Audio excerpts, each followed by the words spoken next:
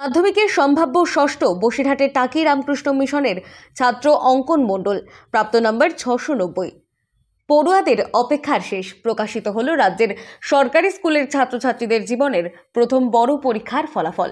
2025 সালের মাধ্যমিক পরীক্ষার রেজাল্ট প্রকাশ করল মধ্যশিক্ষা পর্ষদ। আজ 2রা মে সকাল 9টায় ফল প্রকাশ করলেন পর্ষদ। মাধ্যমিক পরীক্ষায় রাজ্যের সম্ভাব্য ষষ্ঠ হলো বসিরহাটের টাকির অঙ্কন মণ্ডলের বাড়ি টাকি 10 নম্বর ওয়ার্ডের রজকপাড়া এলাকায়। 6th র্যাঙ্ক হয়েছে, ভালো লাগছে। আর পরিবারের আশা ছিল আরো ভালো হবে। এক্সপেকটেশন বলতে আমি এক্সপেক্ট করেছিলাম 680-র বেশি নাম্বার হবে, কিন্তু আমার যারা আত্মীয় স্বজন ছিল তারা আরো বেশি নাম্বার এক্সপেক্ট করেছিল। আমার রেজাল্টের ভূমিকা সবচেয়ে বেশি বলতে আমার বাবা আমার জন্য সব থেকে বেশি সাহায্য করছে। আমার বাবা আমার পিছনে সবসময় দাঁড়িয়ে থেকেছে, যে আমাদের গ্রাম থেকে কেউ কখনো ডাক্তার হয়নি, তাই আমি ডাক্তার হতে চাই। বাবা অদিশ কুমার মণ্ডল পেশায় শিক্ষক, মা অসীমা পাত্র মণ্ডল গৃহবধূ। নিম্ন মধ্যবিত্ত অঙ্কন ছোট থেকেই বড় হওয়ার স্বপ্ন দেখতেন।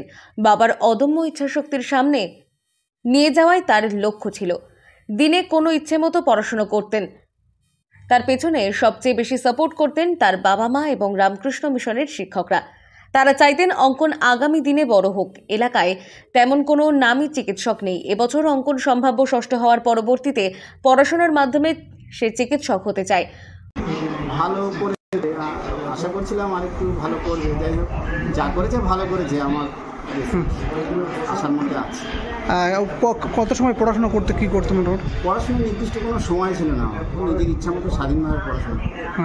নিজে যখনই খেলাধুলার মাঝখানে যখনই যতটুকু সময় পেত তার মধ্যেই পড়াশোনা। অন্যদিকে তার জীবিকা অঙ্কনের বাবা মায়ের ইচ্ছা শক্তির সাফল্য আগামী দিনে যাতে উদ্বুদ্ধ করতে পারে সে কামনাই করছেন। স্কুলের শিক্ষা থেকে তাই পড়াশোনার ফাঁকে একটু সময় পেলে মনীষীদের বই পড়া, গান গেয়ে সময় কাটাতেন। খেলাধুলো বলতে ক্রিকেটকেই পছন্দ করে অঙ্কন। সব মিলিয়ে বসিরহাটের 10 নম্বর ওয়ার্ড এলাকায় খুশির হাওয়া। বসিরহাট থেকে জুলফিকার মোল্লার রিপোর্ট, লোকাল 18 বাংলা।